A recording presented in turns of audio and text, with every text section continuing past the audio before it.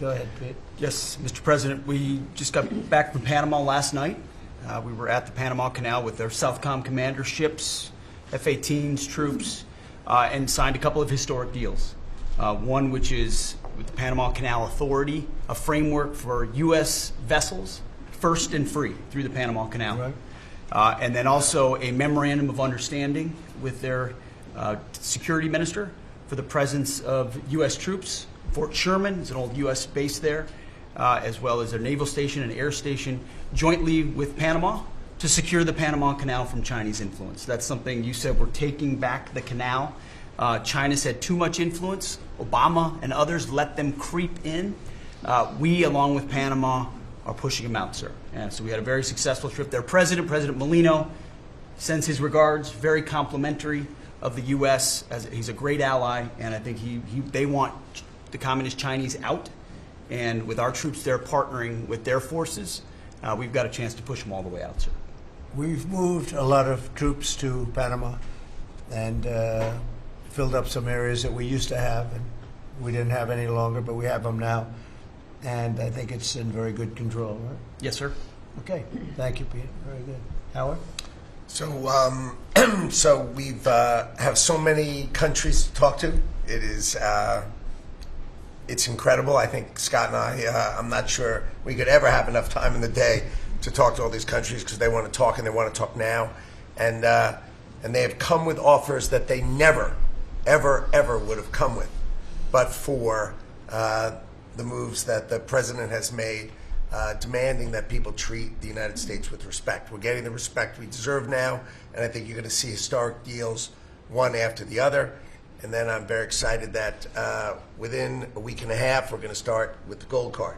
And the Trump card is coming out, and we're very excited about that, and that's coming soon. So very excited. Good. Thank you very much. Good job. Linda? Well, on a couple of fronts, we have been addressing the issue of anti-Semitism on campuses. There's been some grant funding and contract funding that we've reviewed, and some canceled and some we've put on hold, waiting for that, while we do an investigation. On the other side of what my responsibilities are, and having education go back to the states, we're meeting and talking with governors. I was with, this week, all 50 commissioners of education around the country, and because we also want to provide them with tools and best practices as education does move back to the states. Making great progress, great response from the states, and very positive. And what about colleges? You're holding back $400 million from Columbia, $8 billion from Harvard. Can you imagine the money we pay Harvard? They have a $60 billion fund, and we're giving them $8 billion, and we're trying to figure that out. And then they hire de Blasio, the worst mayor in the history of New York, and they hired the woman from Chicago who was a disaster, total disaster, and they pay them massive salaries, and they're supposed to be teaching you government. That's not Harvard. That's not Harvard the way it used to be. So do you have anything to say about that? The dollars you're holding back from quite a few universities that were not behaving.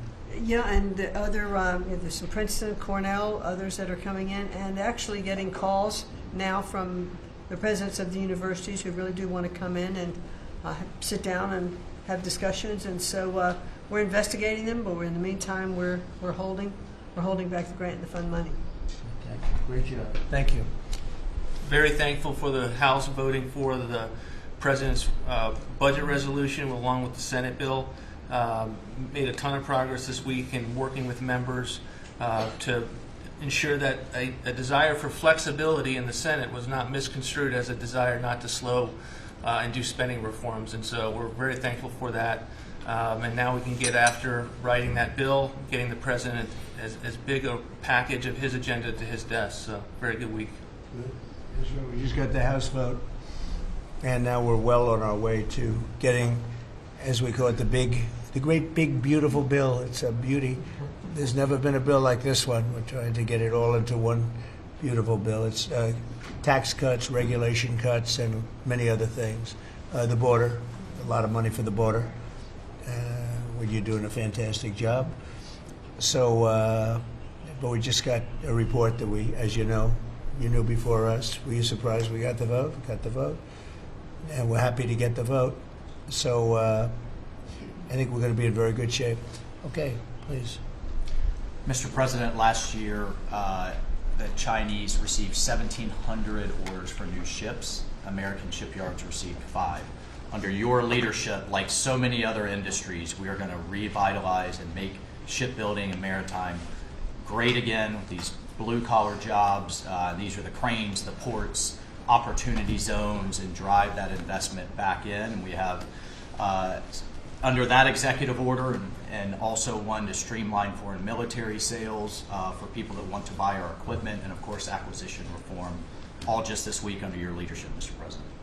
So we're going to be rebuilding our shipbuilding business. We may order, would have to go to Congress for this, but we may buy some ships from other countries that we're close to and that do great jobs with ships, but we're going to start the process of rebuilding. We don't really essentially build ships anymore, which is ridiculous.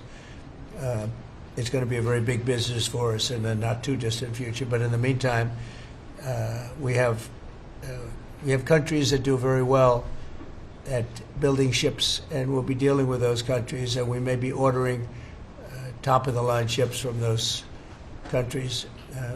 And within a fairly short period of time, we'll be building our own ships. So we'll probably have to go to Congress for that, but we're not going to have a problem.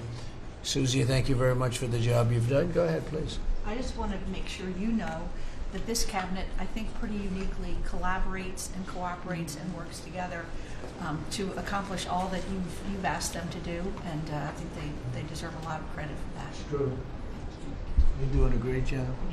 The chief of staff, doing a great job. Lee, go ahead. Mr. President, the Biden EPA was strangulating the economy. The Trump EPA understands it's not a binary choice. We can protect the environment and grow the economy. Working with Doge and Elon Musk, we've now canceled $22 billion worth of grants, and we have launched what is the largest deregulatory action in the history of the country, just in one agency. That's how much of a mess the Biden EPA left us. It is going to end up reducing the cost of living. It's going to create jobs. It's going to make it easier to purchase a car. It will be easier to heat your home. We're proud of this effort. The effort that we have is fulfilling the mandate that you earned from the American public. Clean air, land, and water for all Americans, unleashing energy dominance, permitting reform, advancing cooperative federalism, making America the AI capital of the world, and bringing back American auto jobs. When you called me that day asking for me to take this position, I was honored. And you were very specific and clear in what you wanted us to accomplish. We understand our mission, and at the Trump EPA, we're going to make you proud. Great job. You're doing a great job. And you have a lot of applications for approvals for power plants, which are going to really power the regular plants, and they're going to be right next to each other because we can't rely on our grid. It's old and it's tired, and it's very subject to being attacked, whether by rain or by bombs or by anything else. And we're letting people build their own power plants, and these are a lot of them being built with the AI and beyond the AI chips, and we're letting them build their own power, and never been done before. We're going to get it done quickly and approved quickly as part of a plant. They'll have a sort of be their own power company, and it's very exciting. They couldn't believe it when I told them that. I said, we're going to get you the approvals very fast as part of your regular plant. You're going to build electric producing plants, and it's very exciting. And they're able to do it very quickly and very well. And you made it possible. Thank you. You have a lot of applications for some of the biggest plants that have ever been built in the world. These are serious plants, aren't they? Huh? Approved. We are open for business. Working with Secretary Burgum, Secretary Wright, we are going to make you proud. Sean? First off, Mr. President, it's Brooke's birthday today, so she keeps getting younger, so happy birthday to Brooke. Thank you. I want to thank you as well for the shipbuilding at EO. Again, to build ships, we also need mariners to sail those ships. I was just up at Kings Point for the Merchant Marine Academy a couple days ago, and we have some of the greatest young men and women who are learning how to be mechanical engineers to rebuild and fix the engines on those ships, but also how to sail ships. I would tell you that over the past decades, this academy has become, it needs some love. It's been a little bit dilapidated. We have to invest in sailors, and I appreciate you taking the initiative. To be a global power, we have to build ships and have sailors to sail those ships. These are the very people that help Pete should we come into points of crisis to support the military. So thank you for that. Number two, the last administration announced 3,200 projects, big, beautiful roads and bridges. Most of them are good. But they announced them, they didn't sign a grant agreement. 3,200, so the money doesn't go out the door to build the infrastructure in the country. And it's fun to do an announcement. It's actually the harder work to put together these grant agreements. So we're doing the work right now at DOT to get these grant agreements done and build the projects. Most of them are good. And they also put in all of this green and social justice requirements on roads and bridges. We're pulling all that out and putting the money toward the infrastructure, not the social movement from the last administration. Good steel, right, as opposed to green paper mache. Good, thanks. Great job. Sir, first, we are, I would say, more than friends. We've all become family, and I think that what you have assembled in your vision is a turning point and an inflection point in American history. And so just being a part of that is the greatest honor. So thank you for that. And again, just the relationships here and the honor and respect we have for each other is a reflection of you and your leadership. So I just wanted to say that first. The second thing I want to say is that on behalf of the farmers and ranchers, food security is national security. We have to be able to feed ourselves. And your idea of using tariffs along with deregulation and tax cuts, but your idea of using tariffs to ensure that we are putting forward and putting America first, no one understands that better than our farmers and our ranchers. But having said that, emerging from 4 years of Biden with a 30% increase in inputs for our farmers and ranchers, with an almost $50 billion trade deficit. When we left the first time, it was zero, meaning that they are hurting. So the period of uncertainty we're in, they know that your vision will move us into an age of prosperity for all Americans, but for my people, for the farmers and ranchers, unlike any they have seen before. And I think they are really, really excited and so grateful for your leadership. But also, you have never failed to say that you have the backs of our farmers and our ranchers. It was the first phone call that I had after I was voted with the Senate, and that message just resonates with almost an 85% support of you in the last election. They're with you. Interestingly, the biggest budget driver at the United States Department of Agriculture is not farming and ranching or agriculture, it's food stamps. And so as we emerge and embark, Secretary Kennedy and I, on your vision of making America healthy again, a massive part of that is realigning and reworking our food stamp program so that it better serves those who need it. And yeah, to the point of getting the transgender, DEI, Green New Deal out of the USDA and realigning is really important. So it's out of the thank military, you. right? Yes, sir. Is it 100% out, would you say? 99.9, sir. I'm going to get that last point Get the one out. rest of it. But thank you, sir. We've got a much different military, I will tell you. Thanks very much. Good job. And eggs are down. Eggs are Big, down. right? Yes, Big. yes, sir. Wholesale prices. Retail will come. Easter is the Super Bowl for eggs. So, you know, there may be a little fluctuation, but no, we feel really good about it. Thank you. That's what I hear. Thank you. Thank you. Good. I'd echo what Howard said on the trade queue, that we've got over 75 countries that want to come in. So it'll be Treasury, Commerce, Jameson at USTR, and we're putting a process in place. And as you said, you're going to be part of the negotiations too, because I've had these countries call me up and Secretary Bessent, we're happy you're going to be negotiating. I said, well, President Trump's going to be involved too. So bring your best deal on the budget. It's moving quickly in the House and the Senate, thanks to your leadership. We're also going to have debt ceiling in there, so we're going to get an increase in the debt ceiling. So, and that will be the done and dusted for Part of the bill that we just got to vote on today. part of the bill. It'll be done and dusted for 2 years. We won't have to worry about that. And then I gave a speech yesterday to 1,400 small and community bankers, and they were so happy to hear from your administration. And I told them Wall Street's done great for the past 4 years, 10 years, 20 years. It can continue doing great, but it's Main Street's turn now, and it's those small bankers through deregulation, through emphasis on Main Street, your Main Street agenda, bringing back jobs, that is going to power the smaller communities. And then finally, the bond auction went very well yesterday. We had a lot of foreigners show up as the support, showing that the U.S. is still the best place to invest. The inflation report, as you said, was quite good. And energy prices are down more than 20% since January 20th. Amazing. That's great. Very good. Good numbers. Great number. Thank you. Pam? President, we've had some great wins in the last few days. That you were overwhelmingly elected by the biggest majority. The U.S. Americans want you to be president because of your agenda, and the courts are ruling that you have the authority to determine how the money of this country will be spent. That's what the American citizens wanted, and that's what they're getting. An example of that Friday was the Department of Education, that you can determine how the money will be spent. No more DEI. And that impacts every agency across the board. On the civil side, again, NLRB. We had a big win in the Supreme Court there. OPM, a big win there. But also 16,000 workers there. But also on the criminal side, the Alien Enemies Act. We are winning there. And your directive to me was to keep America safe, and that's what we're doing. Whether it's the alien enemies, all of these gangs, and they are enemies of our country.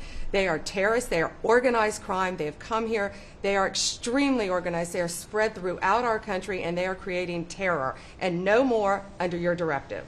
And that is stopped. Yesterday in South Florida, we charged the 11 defendants with $500 million of pure cocaine coming into our country to kill our kids. They were caught. They will be prosecuted to the fullest extent of the law. These gang members are going back to where they came, or they're going to an El Salvador prison at your directive. And you also gave us a directive to prosecute the people who are going after Tesla to the fullest extent of the law, some of the greatest police work I've seen. We've made 4 arrests. There will be no negotiations at your directive. They're all looking at 20 years in prison, and within the next 24 hours, you're going to be seeing another huge arrest on a Tesla dealership, President. And that person will be looking at least 20 years in prison with no negotiations. That's great. That's great. That will stop it. Cold. Domestic terrorism. Thanks. Doing a great job, too. Thank you very much. Gloria, please. Mr. President, accountability matters. That's what we're recognizing. With our partners at the Department of Labor for Government Efficiency, just a few weeks ago, we realized there's about $4.4 billion in COVID funds that were not used, that the state coffers were just holding on to. Out of that, we've returned $1.4 billion back to the state treasury, so essentially to the American people, and we'll go back and claw the rest of those billions of dollars back. And on the heels of that, late last night, we're understanding unemployment insurance fraud. That trust needs to be whole for the American people. When we need it for who deserves it. That's not what we're seeing. And the numbers that we saw last night, again, exposed by our partners at DOJ, at the Department of Labor. Since 2020, over $400 million of payments have gone out already. And when you hear these numbers, apparently in the United States, we have over almost 25,000 people who are over 115 years old who are collecting $59 million that we have sent out to people. Talk about fraudulent behavior. Mr. President, 28,000 people between 1 and 5 years old have collected fraudulent payments at the tune of $254 million has gone out. And lastly, 10,000 people who have not been born yet, 15 years into the future, $69 million, and they haven't even been born yet. In one case, they will be born 129 years from now. The United States government sent them $41,000, and they're not born yet. So, under the Department of Labor, those are the things that we're uncovering.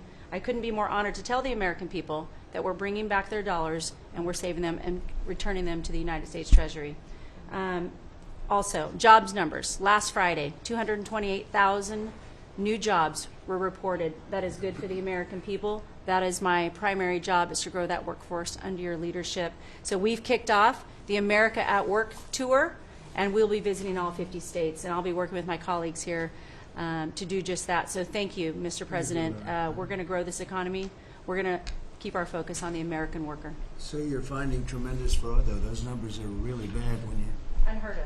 over 115 years old. And I think you had mentioned the oldest person in our country is 114 years old. That's pretty good. A woman living in Pennsylvania, but apparently there's 24,000 more of them that are 115 or older. That I hope you hear that. So we have 24,000 older than the oldest person. Definitely dead.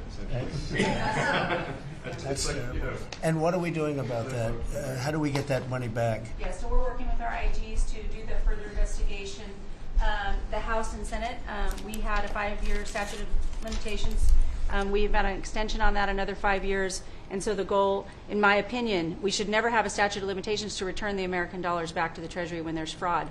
But at this point, we will continue to work hard and double down and return those dollars to the Treasury. Right. Thank you very Thank much. you. Great job. Christy?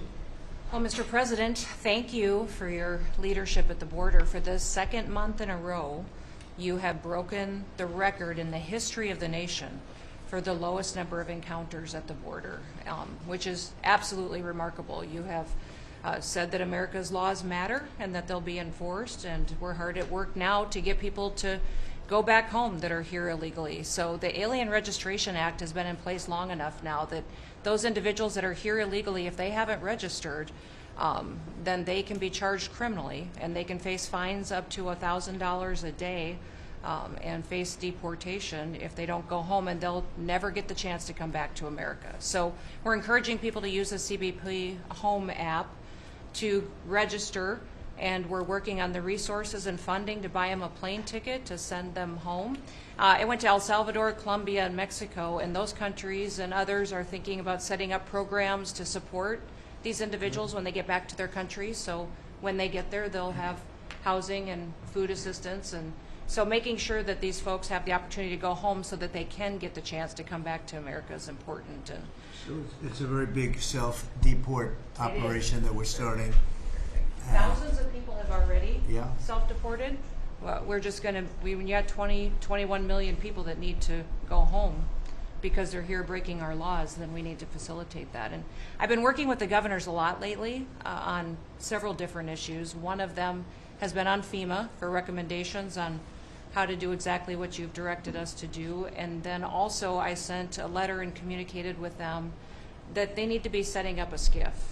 Some of our governors don't have secure facilities to have national security issues. I think one of the jobs Homeland Security has is to give communication down to states, to local cities and communities. And so recommending they get a SCIF, they have secure comms with them at all times or nearby so that they can have national security conversations, and then to have somebody in their office designated that is their communications person. A lot of them have emergency management officers, but they don't necessarily have somebody designated when it comes to a national security issue that we may need to communicate with them on. And I think American people need to know that Real ID will be required to travel on May 7th. So those governors have been notified to communicate that at home. We don't want anybody to get delayed and not be able to travel when they get to an airport. And this will also help us bring integrity back to all of our IDs and how they're used for issuing driver's licenses. And governors know how I feel about making sure their driver's licensing system has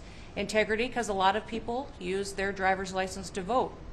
And the backbone of our country and the foundation is election integrity. So we're giving all those directions to our governors and communicating that so they can lead on it as well. And we're going to work with people so that if they go out in a nice way, go back to their country, we're going to work with them right from the beginning on trying to get them back in legally. Is that right? A chance to come back. So it gives you a real incentive. Otherwise, they never come back. They'll never be allowed once a certain period of time goes by, which is probably going to be 60 days.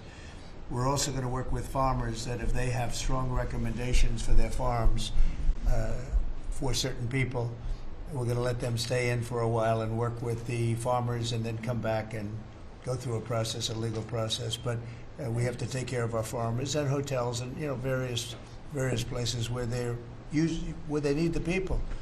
And we're going to be working with you very carefully on that. So a farmer will come in with a letter concerning certain people saying they're great, they're working hard. We're going to slow it down a little bit for them. And then we're going to ultimately bring them back. They'll go out, they're going to come back as legal workers. Okay? Yes, sir. Thank you. Which I think will be I think it's very important. Okay, thank you very much. Great job. Jameson, I watched you testify for the last Yeah, he did great. couple of days. You were on every night at 3 o'clock in the morning. And you did great. You were fantastic. Thank you very much. It's just what I like to do for fun, sir.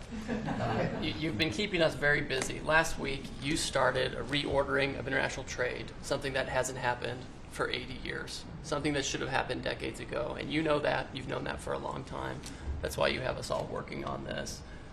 You came into an emergency situation where President Biden left us with a $1.2 trillion trade deficit. It's the largest of any country in human history, the largest. So you declared an emergency. You took action. You say the largest in history, right? In history. There's never been anything like what he left us. He left us a mess. His whole administration was a mess. So go ahead. So you declared an emergency, you imposed a trade action, so now you have a tariff on the world, it promotes U.S. manufacturing, it protects U.S. workers, and you've also given room for negotiation during this time so we can open export markets for our farmers and other producers and American workers. And this is why the unions vote for you, this is why the workers vote for you, this is why the families want you to be the president, because you're standing up for American workers and American communities. We've had countries come in over the past couple of weeks that represent more than half of global domestic GDP, more than half. That's who's coming in to talk to you and to your advisors about how to have reciprocal trade, how to have fair trade. Would have happened without you. Thank you very much. Great job. Lovely line. Well, thanks to your fantastic leadership, this amazing cabinet, and the very talented DOGE team, I'm excited to announce that we anticipate savings in FY26 from reduction of waste and fraud by $150 billion. And I mean, and some of it is just absurd, like people getting unemployment insurance who haven't been born yet. I mean, I think anyone can appreciate whether, I mean, come on, that's just crazy. Some of these things, people ask me like, well, how are you going to find waste and fraud in the government? I'm like, well, actually just go in any direction. That's how you find it. It's very common. it's as the military would say, target-rich environment. So I think we're doing a lot of good in excellent collaboration with the cabinet to achieve these savings. And it will actually result in better services for the American people, and that we're going to be spending their tax dollars in a way that is sensible and fair and good. And your people are fantastic. In fact, hopefully they'll stay around for the long haul. We'd like to keep as many as we can. They're great, smart, sharp, right? Finding things that nobody would have thought of. Very computer savvy. Yes. We're working with Howard to get the Trump Gold Card operational, hopefully in the next week or so. That'll be very exciting. It's really exciting. It's a pathway to citizenship. Yeah. Into the United States. It's a big deal. Yep, it's a big deal. Thank you very much. Great job you're doing. Thank you, sir. Thanks to your leadership and setting the mandate of transparency and accountability across the U.S. government. I'm bringing that transparency and accountability to the intelligence community, first and foremost, to make sure that you and your cabinet have that real-time, relevant, apolitical, objective intelligence to best inform whether it's negotiations for peace, negotiations around tariffs, the great work that you are leading around the cabinet today. Secondly, working with Department of Homeland Security and the FBI to increase our information sharing to achieve your goal of countering the narcotic trafficking and our ability to go after cartels now designated as foreign terrorists. I met with the National Sheriff's Association this week, being able to work to make sure that the information that they are getting on the ground, that local law enforcement is getting on the ground, is being fed back up through to our National Counterterrorism Center and that we have all of the federal agencies, state and local law enforcement all on the same page as we are working to make our country safe again. And lastly, sir, as you know, declassification and rooting out weaponization, politicization of the intelligence community is a huge priority. You know more than anyone else the very dangerous and negative consequences of that. I've got a long list of things that we're investigating. We have the best of the best going after this, election integrity being one of them. We have evidence of how these electronic voting systems have been vulnerable to hackers for a very long time and vulnerable to exploitation to manipulate the results of the votes being cast, which further drives forward your mandate to bring about paper ballots across the country so that voters can have faith in the integrity of our elections. And lastly, we've been scanning. I've had over 100 people working around the clock to scan the paper around RFK, Senator Robert F. Kennedy's assassination, as well as Martin Luther King Jr.'s assassination. These have been sitting in boxes in storage for decades. They have never been scanned or seen before. We'll have those ready to release here within the next few days. That's great. Bobby, how do you feel about that? That's hitting, I'm very gratified to you. That's hitting close to home, isn't it? no When you kidding. think, Yeah. I'm thinking about Bobby when that statement's made. I'm very grateful to you, Mr. President. And you'll let Bobby see some of this because, you know, it's very personal stuff. But it's time. I've asked him, and his response is, put it out. The world needs to know the truth. And his uncle that's been out, and anything that hasn't been out, they can go to your offices and see, right? Everything that we have within our possession, it's either online or it's physically at the National Archives and Records Agency. We also have hunters going out, Mr. President, and looking in the storage lockers at FBI and CIA and other agencies, specifically to find if there is anything else that has not been reported. We're actively going out and trying to search out the truth. Okay. Yeah, we want to get it all out. Yes. 100% good. Thank you very much. Good job, guys. Mr. President, on behalf of America's manufacturers, I want to thank you for standing up to the Chinese Communist Party and fighting for our main streets, for our workers, and for those that make things in America. I'm out on a Made in America manufacturing tour, and as I go across the country, people are grateful to have a president who's not just fighting on the tariffs fronts, but to get inflation down, to create jobs. After Biden destroyed 110,000 manufacturing jobs in just his last year, you've already brought back thousands and thousands of manufacturing jobs. So the American worker is grateful. Main Street is grateful for you. And at the agency level, we're making sure that manufacturers have access to the capital they need, but we can't do that if we're not fighting fraud. So we've modified our loan applications to have citizenship verification, to make sure we have birth dates, common sense principles around lending that the Biden administration had waived. They waived $450 million of fees in 1 year. We're restoring that for the American taxpayer. And the American taxpayer, as tax day approaches, April 15th, they need to know that this cabinet, this administration, and thank you Elon Musk and Doge for fighting for the American taxpayer to make sure that their hard-earned dollars are well spent, that they have a return on investment for this country, and that we're fighting for them just as you are every single day. So thank you, Mr. President. Thank you very much. Mr. President, we are working at HHS to advance your agenda to make America healthy again. I'm working with Lee Zeldin to reassess the fluoride rules based upon the August release by the National Toxicity Program of new science that shows a direct inverse correlation between exposure to fluoride and IQ loss, particularly in children. Lee and I were in Utah this week, to announce that Utah became the first state in the country to ban supplemental fluoride. I'm working with Brooke on, and governors now in 24 states who are advancing MAHA legislation to get soda pops off of the food stamp program, off the SNAP program. We've launched Operation Stork Speed to get the bad chemicals out of baby formula. We're We're working with governors across the country to get good food into the school lunch programs and to get rid of food, chemical dyes and other bad chemicals that are in our food. We've shown now that this directly affects academic performance, violence in the schools, and mental health, as well as physical health. We are working with governors across the country to get cell-to-cell or bell-to-bell legislation to restrict the use of cell phones in schools, which again dramatically impacts academic performance. Today we announced a dramatic reduction in animal testing at NIH and FDA. We're going to switch over to AI, which we've now found is much more precise in identifying the impacts of toxics in various products.